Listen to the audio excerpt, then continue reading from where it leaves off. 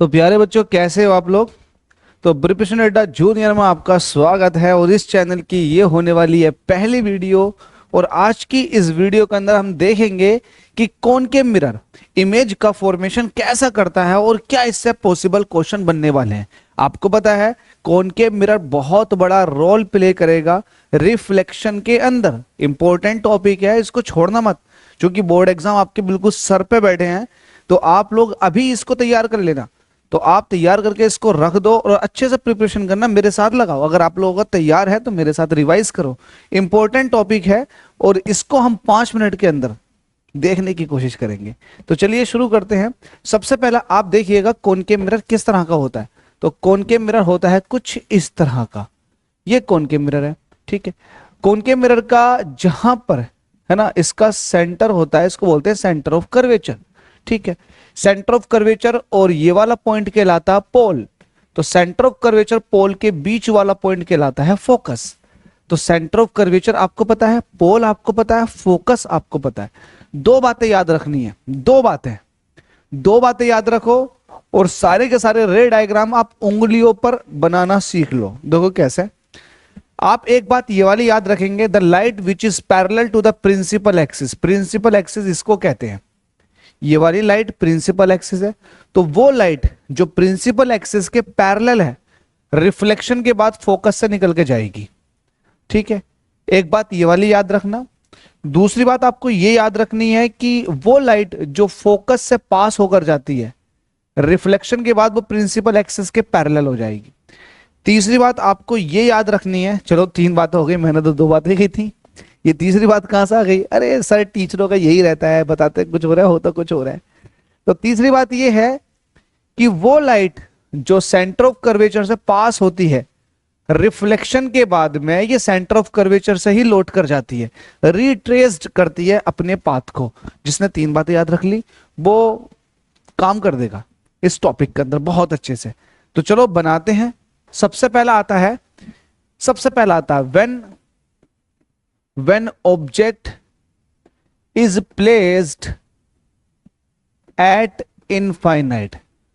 जब ऑब्जेक्ट को आप इनफाइनाइट पर प्लेस्ड करते हो, मतलब इनफाइनाइट का यहां से बहुत दूर है, मिरर से आपने बहुत दूर ऑब्जेक्ट को रखा हुआ है। तो देखो इसका कैसा बनेगा। अगर ऑब्जेक्ट मिरर से बहुत दूर रखा हुआ है तो कहीं ना कहीं देखो ये पोल हो जाएगा, ये सेंटर ऑफ कर्वेचर और ये फोकस। अब आप बता रहे हो कि ऑब्जेक्ट जो है बहुत दूर है, तो लेट अस सपोज कि ये ऑब्जेक्ट है, ये ऑब्जेक्ट कुछ इस तरह से है, तो ये ऑब्जेक्ट कह दो आप ए बी, ठीक है। वही वाला case, the light which is parallel to the principal axis after reflection it passes through focus. ये फोकस से पास होकर जाएगा, ठीक है। तो जब इनफाइनाइट पर ऑब्जेक्ट होगा तो उससे जो पैरेलल रेज होंगी वो लगभग फोकस पर मीट कर जाएंगी। वो लगभग नहीं, वो फोकस पर ही मीट करती हैं। तो जहां पर लाइट एक्चुअल में मीट करती है वहां पर रियल इमेज बनता। तो यहां पर मीट करती है तो यहां पर बहुत पितुन्ना सा, बहुत छोटू सा इमेज बनेगा इस ऑब्जेक्ट का। तो यहां पर आप कह सकते हैं नेचर ऑफ इमेज क्या होने वाला है, नेचर ऑफ इमेज। तो नेचर ऑफ इमेज होने वाला है रियल, कोमा रियल इमेज हमेशा इन्वर्टेड लिखोगे। जितनी भी रियल इमेज होंगी आपको इन्वर्टेड ही लिखनी है। तो रियल होगा, इन्वर्टेड होगा और साइज में बहुत छोटा है तो आप कहेंगे डिमिनिज्ड इन साइज, साइज में बहुत छोटा। तो पहला केस ये था कि आपने ऑब्जेक्ट को कहां प्लेस किया हुआ, इनफाइनाइट पर। अब आता है दूसरा केस। सेकंड केस क्या है, आप अब जो है इनफाइनाइट मतलब बहुत दूर से ऑब्जेक्ट को खींचते हुए मिरर की तरफ को लेकर आ रहे हो। तो आप दूसरे केस में पढ़ेंगे व्हेन ऑब्जेक्ट इज बियॉन्ड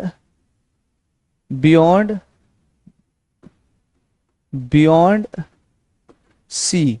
सी का मतलब समझते हो क्या है, ये सी वो वाला सी नहीं है, है ना, सेंटर ऑफ कर्वेचर वाला सी है। कभी आप कहते हैं ना सी मतलब चलाक वाला सी नहीं है भाई, ये सेंटर ऑफ कर्वेचर वाला सी है। तो आप कह रहे हो कि ऑब्जेक्ट जो है अब सेंटर ऑफ कर्वेचर के दूसरी साइड में है, मतलब उसके पीछे की तरफ को है। तो ये हमारा रहा कॉनकेव मिरर, ये रहा इसका पोल और ये रहा इसका सेंटर ऑफ कर्वेचर। तो ये कहीं ना कहीं यहां पर फोकस होगा। तो अब आप बोल रहे हो कि ऑब्जेक्ट जो है कहां पर है, बियॉन्ड सी, मतलब सी के इस तरफ है, तो आप ऑब्जेक्ट को यहां दिखा दो, तो ये ऑब्जेक्ट है। फिर वही रे डायग्राम बनाते वक्त तीन बातें याद रखनी है, तीन बातों में से दो बातों से ही आपके रे डायग्राम बन जाएंगे। The light which is parallel to the principal axis, वो रिफ्लेक्शन के बाद फोकस से निकल के जाएगी। दूसरा केस क्या है, the light which passes through focus, reflection के बाद जो है वो प्रिंसिपल एक्सिस के पैरेलल हो जाएगी। तो जहां ये एक दूसरे को मीट करती है वहां पर इमेज बनता है, वो भी रियल। तो अगर ऑब्जेक्ट ये ए बी है तो ये ए डैश बी डैश इमेज बन जाएगा। तो जहां पर लाइट एक दूसरे को कट करती है वहां पर इमेज बन जाती है। तो यहां पर लाइट ने यहां पर कट किया, ध्यान रखना जो रिफ्लेक्टेड लाइट होती है उनके कटिंग से ही इमेज का फॉर्मेशन होता है। तो जहां पर ये कट कर रही है, एक्चुअल में मीट कर रही है, वहां पर रियल इमेज बन जाएगी। तो यहां पर इमेज बन जाती है ए डैश बी डैश, ऊपर हेड ये है तो हेड वाला पॉइंट नीचे आ जाएगा, तो इमेज इन्वर्टेड है मतलब उल्टी है। तो नेचर ऑफ इमेज में आप क्या लिखोगे, नेचर ऑफ इमेज के अंदर आप लिखोगे कि ये रियल है, रियल इमेज हमेशा इन्वर्टेड होती हैं, and small, small in size, size में क्या होगी, छोटी होगी। तो दो केस आपने कंप्लीट कर लिए। पहला वाला केस का क्या था कि ऑब्जेक्ट इनफाइनाइट पे, अगर इनफाइनाइट पर ऑब्जेक्ट है तो इमेज फोकस पर बनेगी, ध्यान रखना। फिर उसके बाद दूसरा केस बना कि ऑब्जेक्ट जो है beyond the centre of curvature आ गया, तो इमेज भी थोड़ी बहुत शिफ्ट होना शुरू कर देगी फोकस से, तो फोकस से थोड़ा सा और उल्ली तरफ को आ जाएगी, फोकस और पोल, फोकस और सेंटर ऑफ कर्वेचर के बीच में, ठीक है, जो कि ये हमारे पास केस था। अब इसके बाद तीसरा केस आता है when object is at C, object जो है अब खुद सेंटर ऑफ कर्वेचर पर ही आ गया। तो बनाते हैं इसका, जब ऑब्जेक्ट सेंटर ऑफ कर्वेचर पर आ जाएगा तब क्या होगा, तो ये हमारे पास रहा कुछ इस तरह से, ये है पोल और ये है सेंटर ऑफ कर्वेचर और ये है कहीं ना कहीं फोकस। तो इस बार ऑब्जेक्ट जो है वो खुद चल करके सेंटर ऑफ कर्वेचर पर आ गया। तो यहां से क्या होगा, the light which is parallel to the principal axis, देखो दो तीन बातें बताई थी, तीनों बातों से ही रे डायग्राम बन जाएगी। अब यहां से the light which is parallel to the principal axis, ये जो लैंग्वेज बोल रहा हूं ये आपको लिखनी है, बोर्ड एग्जाम में आपको ये लिखनी है, ऐसा नहीं है कि वहां बोल के दिखाओ, आपको लिखनी है यही लैंग्वेज। क्या, the light which is parallel to the principal axis after reflection through mirror it passes through focus, ठीक है। दूसरा, the light which passes through focus after reflection, after reflection ये कहां मीट करेगी, ये यहां पर मीट करेगी। तो जहां पर मीट करती है वो सेंटर ऑफ कर्वेचर ही होता है, ठीक है। ये मैं मैनुअली हाथ से बना रहा हूं, स्केल से बनाएंगे तो एग्जैक्टली सेंटर ऑफ कर्वेचर पर ही आएगा। अगर ये ऑब्जेक्ट ए बी है तो ये ए डैश बी डैश इसका इमेज बन जाएगा। तो यहां से आप देखेंगे कि जो मीट कर रही है लाइट्स वो एक्चुअल में मीट कर रही है यहां पर, तो एक्चुअल मीटिंग के दौरान जो इमेज बनता है उसको रियल कहते हैं। तो नेचर ऑफ इमेज अभी भी क्या हो जाएगा, अभी भी क्या हो जाएगा, real, inverted and equal in size, equal in size, size में क्या हो जाएगा, इक्वल, इस केस में इक्वल हो जाएगा। तो पहला केस आप याद रखना जब इन्फिनिटी पर थी तो इमेज फोकस पर, दूसरा case beyond the centre of curvature object पहुंच गया तो इमेज भी फोकस और सेंटर ऑफ कर्वेचर के बीच में आ गई। अब ऑब्जेक्ट इधर को आ रहा है, इमेज इधर को सरक रही है। अब ऑब्जेक्ट जो है सेंटर ऑफ कर्वेचर पर आ गया तो इमेज भी सेंटर ऑफ कर्वेचर पर आ जाएगी। पहला ऑब्जेक्ट यहां तो इमेज यहां, ऑब्जेक्ट यहां तो इमेज यहां, अब ऑब्जेक्ट यहां तो इमेज भी उसके नीचे, मतलब तीसरा केस है सेंटर ऑफ कर्वेचर वाला। अगर ऑब्जेक्ट सेंटर ऑफ कर्वेचर पे, सॉरी सेंटर ऑफ कर्वेचर वाला तो हो गया, अब सेंटर ऑफ कर्वेचर से आगे आते हैं तो हम कहेंगे ये हो जाएगा हमारे पास चौथा case, when object is between C and F, centre of curvature और फोकस के बीच में आपको अब ऑब्जेक्ट को रखना है। तो रखिएगा, रखेंगे, एक काम करते हैं यार, इससे ड्रॉ करके देखते हैं। बहुत बढ़िया, गजब, ये देखते हैं, ठीक है भाई, चलिएगा। अब आपको क्या करना है, ये आपके पास हो गया कॉनकेव मिरर और ये कहीं ना कहीं इसके पॉइंट से निकल गई, तो ये पोल कहलाएगा। कहीं ना कहीं सेंटर ऑफ कर्वेचर ये होगा, फोकस ये होगा। ठीक है, अब मैं कह रहा हूं कि ऑब्जेक्ट को आपको कहां रखना, सेंटर ऑफ कर्वेचर और फोकस के बीच में रखना। तो सेंटर ऑफ कर्वेचर और फोकस के बीच में रखेंगे तो क्या हो जाएगा, देखो इमेज कहां बनेगी, the light which is parallel to the principal axis after reflection, ये कहां से पास होगी, फोकस से हो गई, फोकस से पास हो गई। ऐसे मैं यही सिखाता हुआ आ रहा हूं रूल्स के अंदर। और दूसरा क्या है, वो लाइट जो फोकस से पास होती है, वो लाइट जो फोकस से पास होती है वो प्रिंसिपल एक्सिस के पैरेलल हो जाएगी। तो लाइट ने जहां एक्चुअल में एक दूसरे को मीट किया वहां पर इमेज बन जाएगा। अगर ये ऑब्जेक्ट ए बी है तो इसका इमेज ए डैश बी और बी डैश ये हो जाएगा। तो नेचर ऑफ इमेज क्या होगा, एक्चुअल मीटिंग ऑफ लाइट हो रही है तो नेचर ऑफ इमेज आप देखेंगे तो ये हो जाएगा फर्स्ट केस में रियल, और रियल इमेज हमेशा कैसी होती है, inverted, real inverted and large in size, size में कैसी हो जाएगी, बहुत बड़ी। देखो ऑब्जेक्ट के मुकाबले तो इमेज बड़ी बन रही है। तो ये हो गया वो केस जब ऑब्जेक्ट सी और एफ के बीच में आ गया तो image beyond the centre of curvature खिसक गई। इसके बाद नेक्स्ट केस आता है पांचवा केस आएगा ना, तो हमारे पास इससे पहला केस कौन सा था, चौथा, अब पांचवा केस। पांचवे केस में ये है when object is at F, object कहां पहुंच गया, अब फोकस पर। तो जब ऑब्जेक्ट फोकस पर पहुंच जाएगा तो इमेज का क्या हाल हो रहा होगा, ऑब्जेक्ट का हाल तो हमें पता है। तो देखो यहां इसको ऐसा बना देते हैं, ये इस तरह से मिटा दिया। अब देखिएगा ये आपके पास कॉनकेव मिरर बन के तैयार, सुंदर सा, सुंदर सुशील। तो ये हमारे पास आ गया कॉनकेव मिरर। अब ये हमारे पास कहीं ना कहीं सेंटर ऑफ कर्वेचर, ये कहीं ना कहीं फोकस और ये कहीं ना कहीं पोल।